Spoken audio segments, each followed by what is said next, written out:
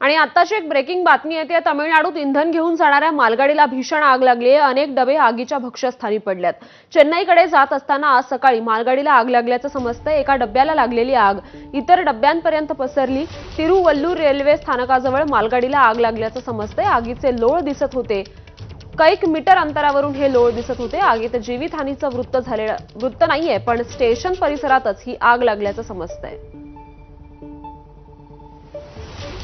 एका डब्याला लागलेली आग इतर डब्यांपर्यंत देखील पोहोचलेली आहे आणि हे मोठमोठे आगीचे लोळ या दृश्यांमध्ये आपण पाहू शकतो। तामिळनाडूच्या तिरुवल्लूर स्टेशन जवळ ही घटना घडलेली आहे। आज सकाळी स्टेशन परिसरातच मालगाडीला भीषण आग लागल्याचं समजतंय आणि आकाशात धुराचे लोळ दिसतायत। लांबपर्यंत हे धुराचे लोळ पसरलेले दिसतायत। त्यामुळे एका डब्याला आग लागलेली आग इतर डब्यांपर्यंत देखील पोहोचली आणि यात संपूर्ण ट्रेन अक्षरशः जळून खाक झाल्याचं दिसतंय। अतिशय भीषण अशी आग लागलेली आहे। तामिळनाडूमधील तिरुवल्लूर रेल्वे स्थानकाजवळ ही घटना घडली आहे।